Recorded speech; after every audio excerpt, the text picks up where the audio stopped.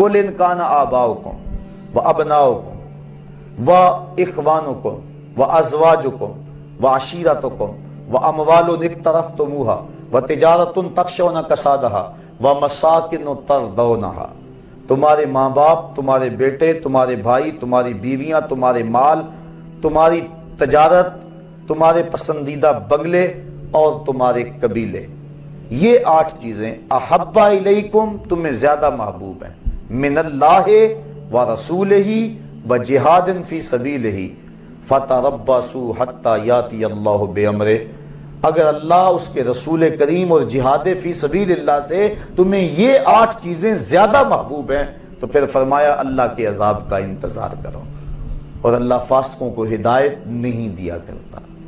اب ان 8 چیزوں سے جو تعلق ہے اور محبت کا جو رشتہ فطری ہے، اسلام نے اس کی نفی کیے بغیر موازنہ کا حکم دیا کہ تم ایک پلڑے میں ان 8 چیزوں کی محبت رکھ لو، اور ایک پلڑے میں اللہ اور اس کے رسول کریم کی محبت کو رکھو، جہاد فی سبیل اللہ کی محبت کو رکھو، اور پھر وزن کرو۔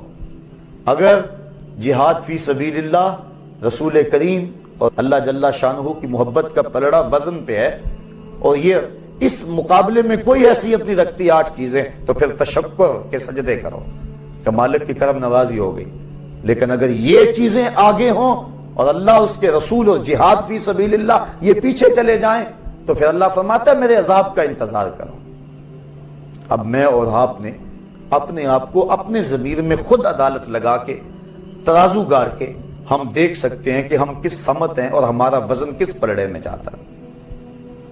زبان سے دعویٰ کر لینا، کہہ لینا یہ آسان کام ہے، لیکن جب کبھی انسان کو آزمائش کا موقع انسان پر آئے اس وقت اس کی پرکھ ہوتی ہے۔ اقبال کہتا ہے جہاں میں تو کسی دیوار سے نہ ٹکرایا، کسے خبر کہ تو سنگ خارا ہے یا کہ زجاج۔ جب تک تو دیوار سے نہیں ٹکرائے گا کیسے پتا چلے گا کہ تو سخت پتھر ہے یا کہ شیشہ ہے؟ جب دیوار سے ٹکرائے گا تو پتا چلے گا کہ تو کیا ہے، شیشہ ہے یا پتھر ہے۔ جب تک بندہ امتحان گاہ میں نہیں آتا اتنی دیر تک تو نہیں پتا چلتا، جب امتحان گاہ میں آتا ہے اس وقت پتا چلتا ہے کیا ہے۔ ویسے تو ہر چمکتی چیز سونا نظر آتی، لیکن جب ٹکسالی میں ڈالا جائے پھر پتا چلتا ہے سونا ہے یا پیتل ہے۔ اب میں اور آپ امتحان گاہ میں اپنے آپ کو کھڑا کر کے دیکھیں کہ اس وقت جب مصیبت بن جائے، ایک طرف اللہ اس کے رسول اور جہاد فی سبیل اللہ ہوں اور دوسری طرف یہ رشتے ہوں اور موازنہ کرنا پڑ جائے، اس وقت ہم کس سمت ہوتے ہیں۔ ایک سادی مثال لے لیتے ہیں، شادی کا موقع تھا، افراد خانہ نے کہا اتنی دیر تک مزہ تو نہیں آئے گا جتنی دیر تک نیم برہنہ لباس میں رسم حنا کے نام سے بے حیائی کا مظاہرہ نہیں ہوگا۔ اب بندہ پریشان ہو گیا، کیا کروں؟ ایک تو وہ ہیں جو پریشان ہی نہیں ہوتے، وہ تو موازنہ نہیں نہ کرتے، چھوڑو ان کی۔ بندہ پریشان ہو گیا، اب کیا کروں؟ بیٹیاں کہہ رہی ہیں، بیٹوں کی بھی رائے یہی ہے، بیوی بھی اسی پلڑے میں وزن دیتی ہے۔ بوڑھی ماں سے پوچھا، باپ سے پوچھو نا کیا کریں؟ بیٹا بچوں کی بات ماننی پڑتی ہے، نیا زمانہ آ گیا، ہم تو پرانے ہو گئے۔ اب برادری نے بھی کہا کہ تو الگ ہونا برادری سے، یہ تو سب کے رسوم و رواج ہے، تو کو الگ نہیں آیا ہے۔ مال بھی سر اٹھاتا ہے کہ اتنی دولت نمائش کب ہوگی، اتنے بڑا تجارتی نیٹ ورک وہ بھی سر اٹھایا اندر سے اس نے بھی، بھائیوں نے بھی یہی کہا، رشتہ داروں نے بھی یہی کہا۔ یہ جو سارے 8 کے 8 رشتے تھے یہ ایک سمت کھڑے ہو گئے، اور دوسری سمت سورہ نور کی آیتیں کھڑی ہو گئی۔ خبردار اگر عورت گھر کی دہلیز میں اتنے زور سے قدم رکھے کہ اس کے پاؤں میں پڑے ہوئے پازیب کی چھنکار باہر گلی میں گزرتے ہوئے غیر مرد کے کانوں تک پہنچے، شریعت نے اس پہ بھی قدغن لگا دی۔ رسول کریم کی حدیث آ کھڑی ہوئی، ربا قاسیات آریات یوم القیامہ، بہت ساری عورتیں جو لباس پہنتی تھی لیکن قیامت کے دن برہنہ اٹھائی جائیں گی، کیونکہ ان کا لباس ان کے اعضاء کا ساتر نہیں ہوگا بلکہ ان کے اعضاء کی نمائش کا سبب ہوگا۔ قیامت کے دن ان کو برہنہ اٹھایا جائے گا۔ یہ سارے حکم ایک سمت اور یہ سارے رشتے ایک طرف، اب بندہ درمیان میں کھڑا ہے۔ اب پتا چلے گا نا کہ وہ زبان سے جو دعویٰ عشق رسول کرتا تھا، محبت الہی کا جو دعویٰ کرتا تھا، جو پیار کا دعویٰ کرتا تھا، اللہ اس کے رسول سے محبت کا دم بھرتا تھا، اب وہ کس سمجھ جاتا، اس کا وزن کس پڑے میں جاتا ہے۔ اگر وہ کہتا ہے کہ اب کیا کروں جی، مجبور ہوں، حالات ایسے ہیں، کوئی مانتا نہیں ہے، اور خوبی اس راہ کا مسافر بن گیا تو ہم سمجھیں گے یہ زبانی جمع خرچ تھا. دعوی عشق رسول صرف زبان تک محدود تھا، اندر نہیں اترا عشق اس کے. اور اگر اس نے کہا میاں تیرے سارے رشتوں کو میں نے راضی کیا، تو کہتا تھا اگر ماموں ناراض رہا تو شادی کا مزہ نہیں آئے گا، چونکہ ماں کے چہرے پہ اداسی ہوگی. میں ساری رات ہاتھ جوڑ جوڑ کے اس کو منایا کہ نہیں. اگر چچا ناراض رہے تو لطف نہیں آئے گا، میں نے اس کو راضی کیا. فلاں ناراض رہا تو لطف نہیں آئے گا، میں نے سب کو راضی کیا، ہاتھ جوڑ جوڑ کے منایا، اور میں نے تیرے سارے رشتوں کو منا دیا. اور کیا گنبد خضرا کا مکین ناراض ہو جائے؟ بھلا ہو سکتا ہے کہ میں شادی میں حضور کو ناراض کر لوں، اللہ اس کے رسول کو ناراض کر لوں؟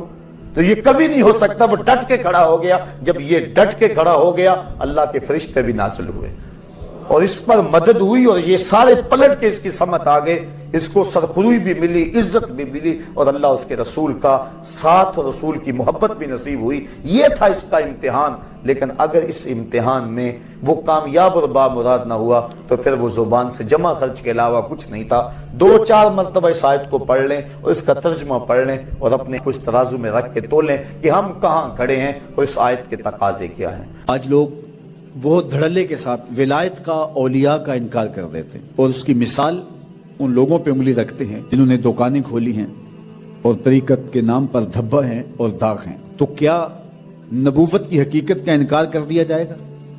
تو جب جھوٹے مدعیان نبوت کی وجہ سے نبوت کی حقیقت کا انکار نہیں ہو سکتا تو جھوٹے مدعیان ولایت کی وجہ سے ولایت کا بھی انکار نہیں ہو سکتا. اور مختلف ادوار میں انبیاء علیہ السلام آتے رہے تا آنکہ میرے اور آپ کے آقا مولا حضور ختم المرتبہ تشریف لائے. حضور کے بعد نبوت کا دروازہ بند کر دیا گیا، لیکن ولایت کا دروازہ بند نہیں ہوا تا آنکہ خاتم الاولیاء حضرت امام مہدی تشریف لائیں گے، اور ان کے بعد پھر جب کفر پھیلے گا اور پھر یہ دروازہ بند ہوگا. لیکن اولیاء مختلف ادوار میں موجود رہیں گے، اور اس کا امکان موجود ہے. تو جس چیز کا امکان موجود ہے تو بہت سارے لوگ مدعی ہیں. نبوت کا امکان ختم ہو گیا، اب حضور کے بعد کوئی نبی نہیں ہے، پھر بھی مدعی موجود ہیں. اور جس چیز کا امکان ہے بلکہ جس چیز کا وقوع ہے تو اس کے مدعی کیوں نہیں ہوں گے؟ تو یہ ایک حالات کا مقابلہ نہ کرنے والی بات ہے کہ کھرے اور کھوٹے کو پہچاننا، اچھے اور برے کی تمیز کرنا، اصل اور نقل کی شناخت کرنا. جب مشکل لگے تو آپ سرے سے اس کا انکار کر دیں. تو اس کا مطلب یہ ہوا کہ ہم اپنے لیے ان پاکیزہ لوگوں کی ضرورت محسوس نہیں کرتے، ورنہ ہم کیسے انکار کریں گے؟ اگر ہمارے بدن کو ادویات کی ضرورت ہو، ایسی بیماریاں لاحق ہو جائیں اور مارکیٹ سے 2 نمبر ادویات بھی موجود ہوں اور 1 نمبر ادویات بھی ملتی ہوں، تو ہم تلاش کر کے 1 نمبر تک پہنچنے کی کوشش کرتے ہیں. تو اگر روح بیمار ہے اور اس کے معالج ہمیں چاہیے اور ہم سمجھیں کہ اس کے بغیر چارہ نہیں ہے، تو پھر ہمیں حقیقت تک پہنچنے کے لیے کوشش کرنا ہوگی.